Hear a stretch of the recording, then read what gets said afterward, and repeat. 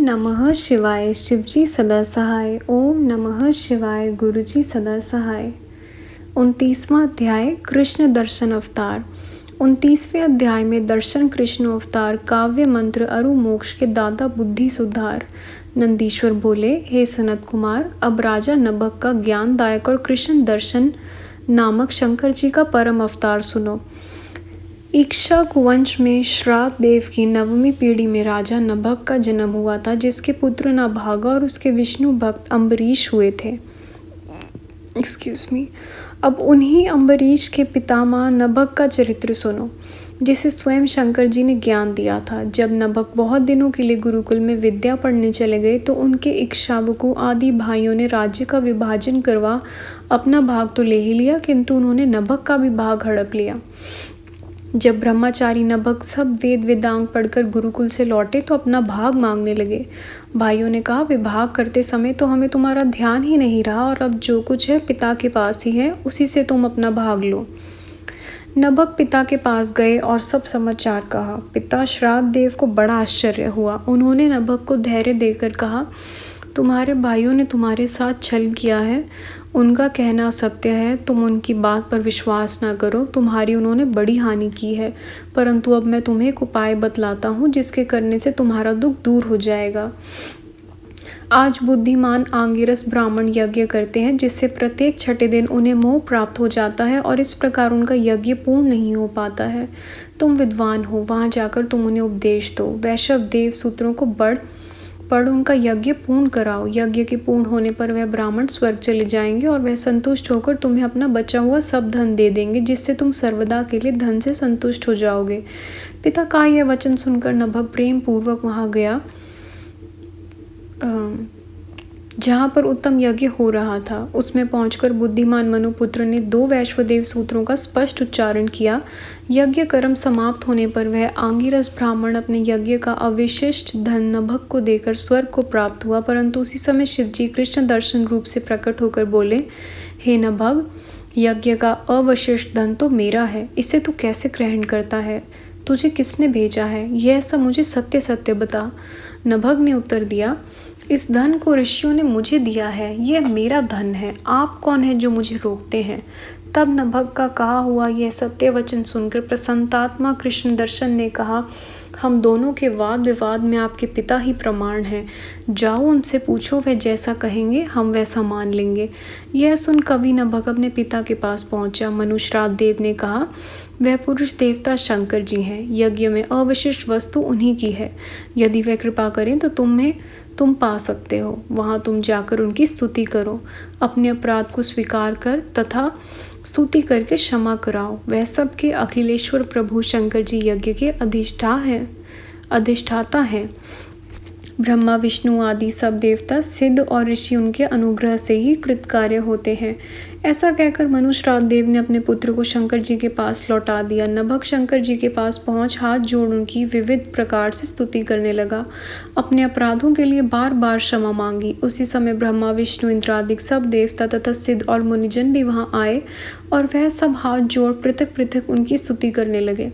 जब शिव रूप कृष्ण दर्शन ने प्रसन्न हो नभग से कहा, तुम्हारे पिता ने जो कुछ कहा है वह सब सत्य है, तुम भी साधु हो, इसमें संदेह नहीं। मैं तुम्हारे व्रत से प्रसन्न हूँ। मैं तुम पर कृपा कर यह सनातन ब्रह्मा ज्ञान देता हूँ कि तुम जल्दी ही महाज्ञानी होकर सब वस्तुओं को ग्रहण करो। तुम विकार रहित हो, सब सुखों को भोगो और मेरा कृपा सहित इन ब्राह्मणों के साथ सदगति को प्राप्त हो। ऐसा कह सत्य वर्तज्ञों पर दया करने वाला भगवान शंकर उन देवताओं के देखते देखते अंतर ध्यान हो गए। ब्रह्मा विष्णु तथा इंद्रादिक सब देवताओं को नमस्कार कर आनंद पूर्वक अपने धाम को चले गए। श्राद्ध देव भी अपने स्थान को गए, फिर अनेक सुखों को भोगते हुए अंत में शिवलोक को चले गए। इस प्रकार कृष्ण दर्शन नामक नभग का आनंददायक शंकर जी का अवतार मैंने कहा, जो सब पापों का नाशक, सज्जनों को भोगदायक, मोक्षदायक और पढ़ने तथा सुनने वालों को सर्व कामदायक है। जो मनुष्य इस चरित्र का सायंकाल स्मरण करेगा, उसे बुद्धिमान को काव्य रचना तथा मंत्र रचना की शक्ति प्राप्त होगी और वह मोक्ष का भागी होगा। 30वां अध्याय अवधूतेश्वर अवतार वर्णन। इंद्र दर्प नाशन करण अवधूतेश्वर रूप, जीव जलंधर जन्म अरु शंकर विकट स्वरूप।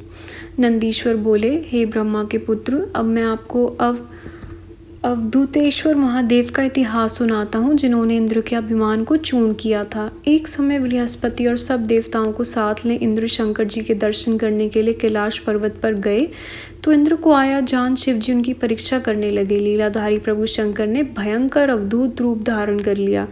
उन्होंने आगे से जाकर मार्ग रोक लिया और प्रज्वलित अग्नि के समान देदीप्यमान लंबे होकर वहां स्थित हो गए। बृहस्पति जी के साथ इंद्र ने मार्ग के मध्य में अद्भुत आकार वाला भयंकर पुरुष को देखा। तब अहंकारी इंद्र ने शंकर जी को ना पहचान कर मार्ग में स्थित उस पुरुष से पूछा, तुम कौन हो और दिगंबर तथा अवधूत आकर वाले तुम कहाँ से आए हो और तुम्हारा क्या नाम है? मुझसे शीघ्र सत्य सत्य कहो। शंकर जी अपने स्थान पर स्थित हैं अथवा कहीं गए हैं। देवता और बृहस्पति सहित मैं उनके दर्शन को जाता हूँ। यह सुनकर मदनाशक शंकर जी कुछ ना बोले। इंद्र ने फिर पूछा, परंतु शंकर जी फिर कुछ ना बोले। त्रिलोकेश्वर इंद्र ने फिर पूछा, परंतु उनके अभिमान का नाश करने की इच्छा से भगवान दिगंबर कुछ नहीं बोले।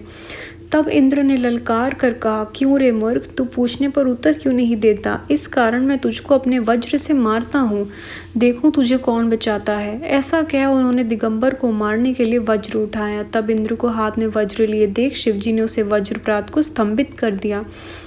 इंद्र का वज्र उन पर ना चल सका। तब भुजा के रुक जाने से इंद्र को बड़ा क्रोध आया। वह भीतर ही भीतर जलने लगा। इतने में बृहस्पति जी ने समझ लिया कि यह परम तेजस्वी पुरुष शिवजी ही है। उन्होंने शिवजी को प्रणाम किया, अनेक शब्दों में शिवजी की स्तुति की। शिवजी प्रसन्न हो बृहस्पति को इंद्र का जीवन दान प्राप्त करने के कारण जीव नाम से विख्यात हुए। शिवजी ने अपने मस्तक के क्रोध को उठाकर लवण समुद्र में फेंक दिया। वह तुरंत एक बालक हो गया। उसका नाम जलंधर पड़ा।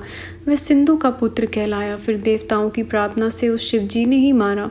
सब देवता सुखी हुए। शिवजी अंतर ध्यान हो गए। इस प्रकार बृहस्पति सहित इंद्र शिव का दर्शन कर अपने स्थान को लौटे। शिवजी का ये अवधूतेश्वर नामक इतिहास सब मनोरथों को पूर्ण करने वाला और परम मोक्षदायक है।